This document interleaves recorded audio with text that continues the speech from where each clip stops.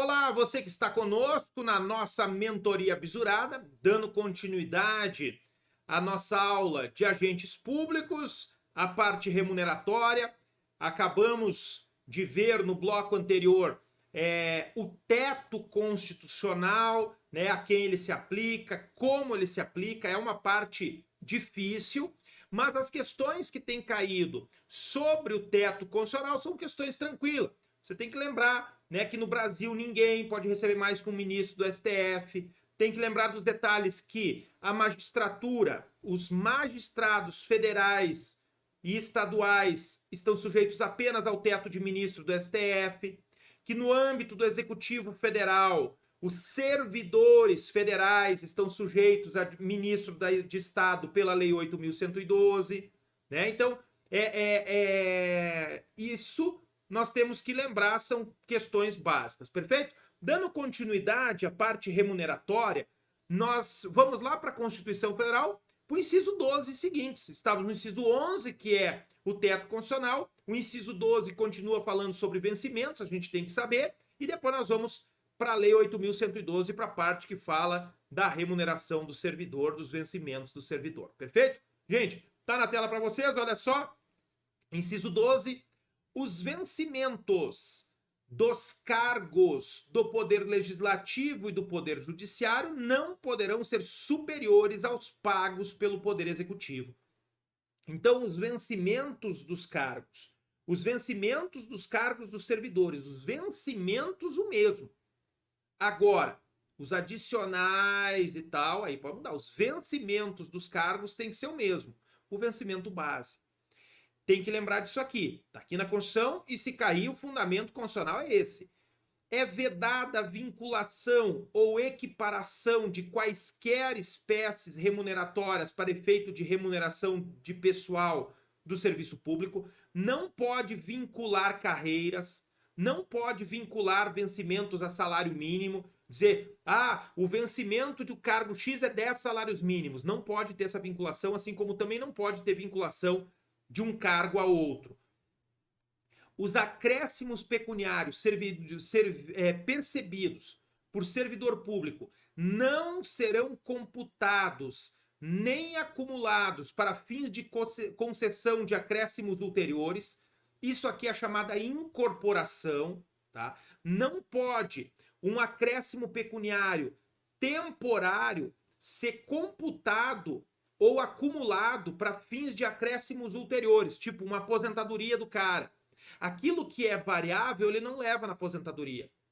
Preste atenção, marque lá, nós temos súmula importante falando, por exemplo, que o auxílio alimentação, vale alimentação, o servidor quando passa para porque ele é aposentado, ele não leva para aposentadoria, não leva, né? Então isso é importante, deixa eu até pegar aqui a súmula para você marcar, porque essa súmula é uma súmula muito importante para nós estarmos pegando e marcando ela aí, pessoal. Deixa eu pegar aqui rapidamente para mostrar para vocês.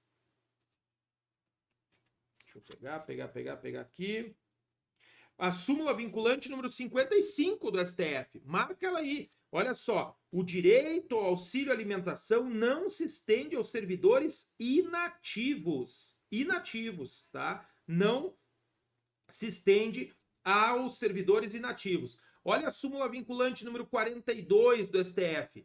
É inconstitucional a vinculação do reajuste de vencimentos de servidores estaduais ou municipais a índices federais de correção monetária. Não pode, justamente pela vedação aí que está na tela para vocês, ó, do inciso 13, que é vedada a vinculação. Não pode. Nós temos ali, no nosso livro, pela página 20, 29, 30, 31, né, todas as disposições referentes às súmulas de agentes públicos. Peguem aquelas súmulas, leiam, marquem elas no seu vadimeco, porque são de extrema importância, ok? Esse aqui tem que ter marca-texto piscante, gente. O subsídio e os vencimentos dos ocupantes de cargos e empregos públicos são irredutíveis. Princípio da irredutibilidade de vencimentos. Não pode reduzir. É por isso que eu disse para vocês que quando ocorre a recondução, lembra a recondução que o cara é rebaixado do cargo lá, que ele estava ocupando, vem o ocupante anterior do cargo e passa a ocupar o cargo dele, ele é rebaixado. Esse rebaixamento, ele é de cargo, mas não de vencimento. Em nome do princípio da irredutibilidade de vencimentos. Ó, os subsídios, os vencimentos ocupantes de cargos e empregos públicos são irredutíveis, ressalvada a aplicação do teto. Aí, quando for aplicar o teto, tudo bem. Agora, como regra, são irredutíveis. Falou em irredutibilidade de vencimentos, está aqui. Pessoal, cargos cumuláveis na forma da Constituição. Olha só, marca-texto piscante também, para o artigo 37, inciso 16. É vedada, é proibida a acumulação remunerada de cargos públicos. Cargos públicos. Na iniciativa privada é outros 1.500. Aqui é cargo público. Então, é vedada, como regra, a acumulação remunerada de cargos públicos, exceto quando houver compatibilidade de horários, observado, em qualquer caso, o teto constitucional, isoladamente, para cada um dos cargos. Cada um. Olha só, não há limitação de jornada de trabalho, tese de repercussão geral do STF. Para acumulação dos cargos públicos, o servidor está sujeito tão somente à compatibilidade de horários. Havendo compatibilidade de horários, pode ser um cargo de 40 e outro de 40. Se o cara vai cumprir da madrugada, se ele vai cumprir, problema dele. Tem que demonstrar que há compatibilidade de horários. E essa compatibilidade de horários é definida pela administração pública. Pela administração. Olhe comigo então. Como regra, é vedada a acumulação remunerada de cargos públicos, exceto quando houver compatibilidade de horários, observado, em qualquer caso, teto constitucional de 2 cargos de professor, 2 de professor. Se o cara recebe, vamos dizer que o teto seja 50 mil. Se o cara recebe 50 mil num e 50 mil no outro, tá valendo porque o teto constitucional é individual. 2 de professor. 1 cargo de professor com outro técnico ou científico, 2 cargos ou empregos privativos de profissionais da área da saúde com profissões regulamentadas. Então tá aqui, ó. 2 de professor, 1 de professor com outro técnico científico, 2 de profissionais da saúde com profissão regulamentada, tipo odontologia, medicina, fonoaudiologia, fisioterapia, né? Essas que tem regulamentação. Essa proibição de acumular se estende a empregos e funções e abrange autarquias, fundações, empresas públicas. A proibição de acumular se aplica às empresas públicas. Ó. Empresas públicas, sociedade de economia mista, suas subsidiárias e sociedades controladas direta ou indiretamente pelo poder público. As sociedades controladas direta ou indiretamente pelo poder público são aquelas em que o poder público tem as ações, a maior parte do capital social, mas ela não é uma empresa pública ou uma sociedade de economia mista. O poder público foi lá e comprou aquelas ações e passou a controlar. Ele, poder público, diretamente ou indiretamente através de suas próprias empresas públicas, suas sociedades de economia mista. Beleza? Gente, aqui é de extrema importância saber esses dispositivos e ter eles marcadinhos. Vamos para a Lei 8.112, para a parte remuneratória. Vai lá para o artigo 40 da Lei 8.112. Se falar na parte remuneratória do servidor, artigo 40 da 8.112. Olha o que nós vamos ter aqui. dos direitos e vantagens. É um título todo, trazendo os direitos e as vantagens dos servidores. Todos os direitos e as vantagens dos servidores estão aqui a partir do título 3. Dentro desse título, nós vamos ter capítulos. O primeiro capítulo é o que trata do vencimento e da remuneração. Aqui nós teremos, ó, vencimento é a retribuição pecuniária pelo exercício de cargo público com valor fixado em lei. Então, a lei fixa o vencimento. Lei. E preste atenção. O vencimento do servidor poderá ser inferior ao salário mínimo. Já disse o STF. Pode, professor? Sim. O vencimento pode. A remuneração, não. Vencimento pode ser inferior ao salário mínimo. A remuneração, que é o bolo, a soma total, não. Se um servidor receber um vencimento inferior ao salário mínimo, ele receberá um complemento. Um complemento para atingir o salário mínimo. Uma diferença para atingir. Porque a remuneração total dele não pode ser inferior ao mínimo. Beleza? Pessoal, antes de nós avançarmos aqui no artigo 40, tá? Antes de nós avançarmos aqui no artigo 40, eu quero que vocês segurem aí, bota um clipezinho, segura com a mão o artigo 40 da Lei 8.112 e volte na Constituição. Eu quero marcar 2 dispositivos com vocês que já caíram em primeira fase. Em segunda fase não caiu ainda. Mas como já caiu em primeira fase, pode cair em segunda fase, que é a possibilidade de cumulação de cargos públicos de policiais militares e membros das Forças Armadas, tá? Está no artigo 42 e está no artigo 142. E aqui, olha só, no artigo 37, inciso 17, você vai botar um vídeo para esses dispositivos que nós vamos marcar agora, beleza? Deixa eu pegar aqui, vai para o artigo 42. Os policiais militares e os bombeiros militares poderão cumular o cargo de policial militar e bombeiro militar com um de professor ou um da área da saúde com profissão regulamentada. Desce para o artigo 42, parágrafo 3º. Olha só. Aplica-se aos militares dos estados, do Distrito Federal e dos territórios o disposto no artigo 37, inciso 16, esse que nós estávamos, com prevalência da atividade militar. Prevalência da atividade militar. Todo o inciso 17. Eu tinha falado só docência ou saúde, né? Não, me desculpe. Para as Forças Armadas, sim. Só saúde. Aqui, ó, todo. Então, aplica-se aquele 37, inciso 16. Pode cumular o cargo de policial militar ou bombeiro militar com aqueles outros lá. Um de professor, um de técnico ou científico, um da área da saúde com profissão regulamentada. Então, você vai lá no artigo 37 e 16 coloca vide art. 42, parágrafo 3º. Agora, nós vamos para o artigo 142 da Constituição Federal. Deixa eu pegar para vocês.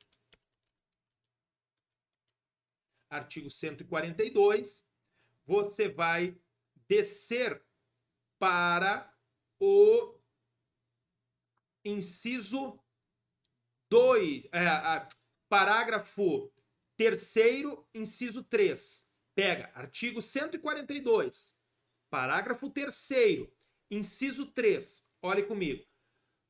O militar da ativa que, de acordo com a lei, tomar posse em cargo, emprego ou função pública civil temporária, não eletiva, ainda que da administração indireta, o cara passar num concurso público, tá? Aprovou num concurso público, ele é militar e aprovou num concurso público para outro cargo.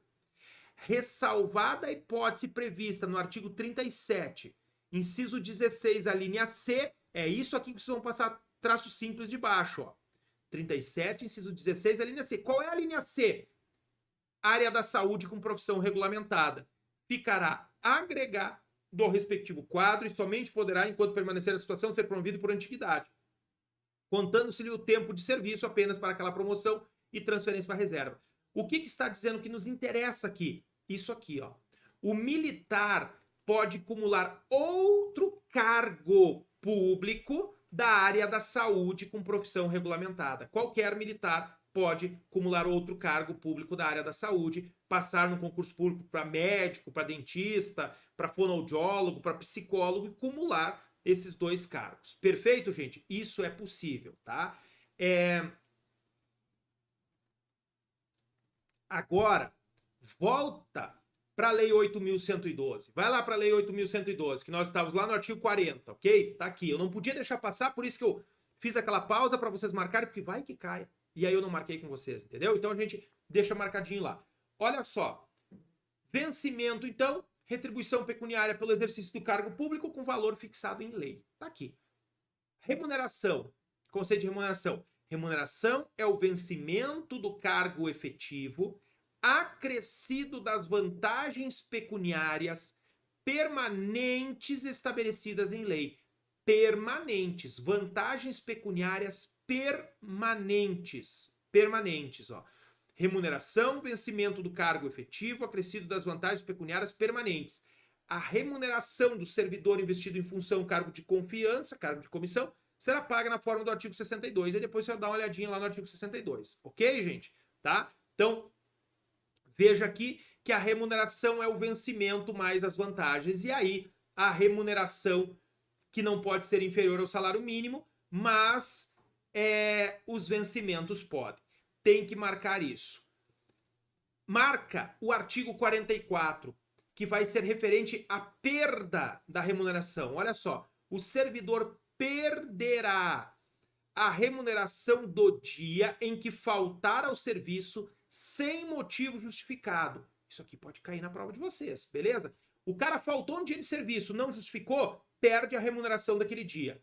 Perde também a parcela de remuneração diária proporcional aos atrasos, ausências justificadas, mesmo ausências justificadas, ressalvadas as concessões de que trata o artigo 97, as licenças, os afastamentos e saídas antecipadas, salvo na hipótese de compensação de horário até o mês subsequente da ocorrência, a ser estabelecida pela chefia imediata. Então, fazendo compensação de horário, ele não perde. Agora, se ele faltar, se ele se atrasar, ele vai perder o correspondente proporcional. Está aqui, e isso para cair na prova de vocês é muito fácil, gente. Olha o parágrafo único. As faltas justificadas decorrentes de caso fortuito ou de força maior poderão ser compensadas a critério da chefia imediata, sendo assim consideradas como efetivo exercício. Mesmo as justificadas, meus amigos, tem que compensar, está aqui. Mesmo justificada, tem que compensar. Marca a questão da vedação dos descontos, também é importante, ó. Salvo por imposição legal ou mandado judicial, nenhum desconto incidirá sobre a remuneração ou provento. Só desconta aquilo que estiver previsto em lei ou para cumprir determinação judicial, como uma pensão alimentícia, alguma coisa nesse sentido. Artigo 46, marca aí também. Isso, para cair na prova de vocês, é muito bom. As reposições e indenizações ao erário, atualizadas até 30 de junho de 94, serão previamente comunicadas ao servidor ativo, aposentado ou pensionista, para pagamento no prazo máximo de 30 dias, podendo ser percebidas a pedido do interessado. Tá? O valor de cada parcela não poderá ser inferior ao correspondente a 10% da remuneração, provento ou pensão. Está dizendo o seguinte, ó, a partir disso aqui, desse artigo 45, os descontos por dano ao erário passam a ter previsão em lei. Então pode descontar. Os anteriores de 94 foram cientificados para apresentar se queriam descontar ou pagar à vista, tá? Esse 45 tem chance de cair. Tá? Esse 46 aqui tem que saber que as reposições e indenizações ao erário podem ser descontadas. Podem ser descontados. Todavia, esse limite máximo de desconto é 10%. Limite máximo. Quando o pagamento indevido houver ocorrido no mês anterior do processamento. Isso aqui não tem problema, não vai cair. Olha aqui, ó. O servidor em débito com o erário que for demitido, exonerado ou que tiver sua aposentadoria ou disponibilidade cassada, terá o prazo de 60 dias para quitar o débito. O cara tem débito, está descontando no mês. Descontando mensalmente, tá? Não tem ali, foi demitido, teve aposentadoria cassada, não vai ter mais como descontar, ele vai ter 30 dias para quitar integralmente o débito. A não quitação do débito no prazo previsto implicará sua inscrição na dívida ativa. O vencimento, a remuneração e o provento não serão objeto de arresto, sequestro ou penhora, exceto nos casos de prestação de alimentos resultante de decisão judicial. Então, resultante de ação judicial, aí sim vai ter, vai ser objeto, né, de desconto, perfeito? De desconto diretamente em folha. Fora isso, não sofre sequestro, não sofre penhora, nada disso. Desce para as vantagens, pessoal. Olha só, além do vencimento base, poderão ser pagas ao servidor as seguintes vantagens: indenizações, gratificações e adicionais. Além do vencimento, indenizações, gratificações e adicionais. As indenizações não se incorporam ao vencimento ou a provento para qualquer efeito. Indenização não. Verba indenizatória não entra para o teto e não incorpora. As gratificações e os adicionais incorporam-se ao vencimento ou provento nos casos e condições indicados em lei. Aqueles que forem permanentes vão se incorporar. A lei vai dizer. As vantagens pecuniárias não serão computadas nem acumuladas para efeito de concessão de quaisquer acréscimos pecuniários ulteriores sob o mesmo título ou idêntico fundamento. Não pode simplesmente cumular e receber uma outra, né, mudando de nome para ganhar duas vezes. Indenizações, pessoal. O que são as verbas indenizatórias? Olha aqui, ó. Que não vão entrar no teto e não vão se incorporar à remuneração. O cara vai receber só de vez em quando. Isso é uma indenização para ele, ó. Ajuda de custo, diárias, transporte e auxílio moradia. Ele vai receber isso aqui como verba indenizatória. Os valores das indenizações, assim como as condições para sua concessão, serão estabelecidos em regulamento. Isso aqui não interessa. Só isso aqui, ó. Isso aqui interessa. O que constitui indenização? Ajuda de custo. O que é ajuda de custo? Ó? Ajuda de custo é destinada a compensar as despesas de instalação do servidor, que no interesse do serviço, a pedido não. No interesse do serviço. O professor Felipe estava feliz da vida lá no interior do Rio Grande do Sul, em Cachoeira do Sul.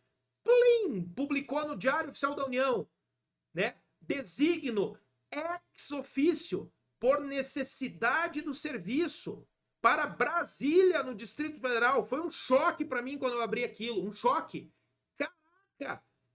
Eu recebi ajuda de custo para pagar o transporte da minha mudança, né? Para pagar o que eu tenho deslocamento. Tive que trazer toda a minha mudança. Então, no interesse do serviço. Agora, se eu tivesse pedido remoção por minha conta, não vou ganhar nada. Passa um traço simples aqui. A ajuda de custo do servidor que é removido no interesse do serviço é direito subjetivo. Direito subjetivo dele.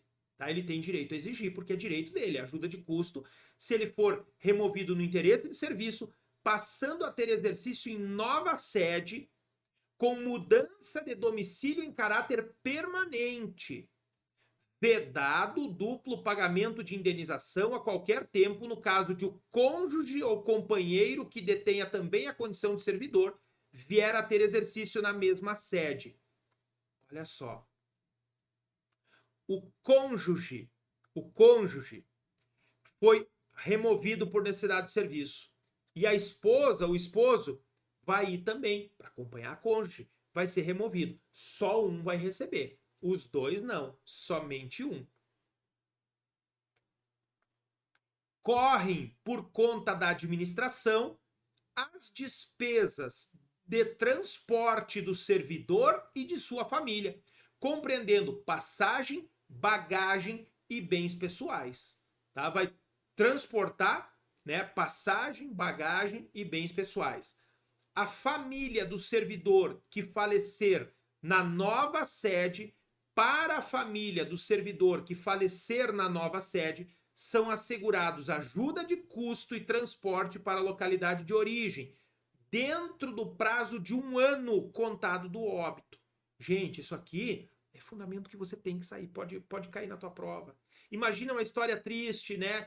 Que o servidor fulano foi deslocado da cidade tal para a cidade tal, 6 meses depois ele veio a óbito, a família procurou a administração pública pedindo uma ajuda de custo e o transporte de sua mudança para a localidade de origem, o que foi negada pela administração. Está aqui no parágrafo 2º, direito líquido e certo da família. Você entendeu a importância disso aqui? Isso aqui é muito importante, tá? Não será concedida ajuda de custo nas hipóteses de remoção previstas nos incisos 2 e 3 do parágrafo único do artigo 36, a pedido. A pedido. 2 e 3 do parágrafo 36, depois você já desce lá para marcar, a pedido não é pago ajuda de custo. A ajuda de custo é calculado sobre a remuneração do servidor, não é sobre o vencimento, sobre a remuneração, não podendo exceder a importância de correspondente a 3 meses. Essa ajuda de custo pode ser até 3 meses o valor da remuneração dele. Tá? Não será concedida ajuda de custo ao servidor que se afastar do cargo ou reassumi-lo em virtude de mandato eletivo. O cara foi eleito prefeito, governador, né, se afastou para mandato eletivo, não tem direito. Será concedida ajuda de custo àquele que, não sendo servidor da União, for nomeado para cargo em comissão com mudança de domicílio. O cara foi nomeado, ó, ele é um servidor federal. Servidor federal. Me desculpa. Desculpa. O cara é um servidor estadual ou municipal, tá? Está lá no estado do Rio Grande do Sul e foi designado para ocupar um cargo em comissão aqui em Brasília, um CC em Brasília. Ele vai ganhar uma ajuda de custo da União para ele vir. Então ele é um servidor municipal, um servidor estadual, né, de outra localidade, vem designado com cargo em comissão, ele ganha essa ajuda de custo. Marca texto piscante no 37. O servidor ficará obrigado a restituir ajuda de custo quando injustificadamente, traço simples aqui, passa de baixo, o servidor ficará obrigado a restituir ajuda de custo quando injustificadamente não se apresentar na nova sede no prazo de 30 dias. O servidor removido tem 30 dias para se apresentar na nova sede. Não se apresentando nesse prazo de 30 dias, ele é obrigado a restituir se ele não tiver justificativa. Agora, no meio do caminho, o cara se acidentou, internou no hospital, ficou 40 dias em coma no hospital. Obviamente que ele não tem que devolver porque é justificado. Você conseguiu entender? Tem justificativa.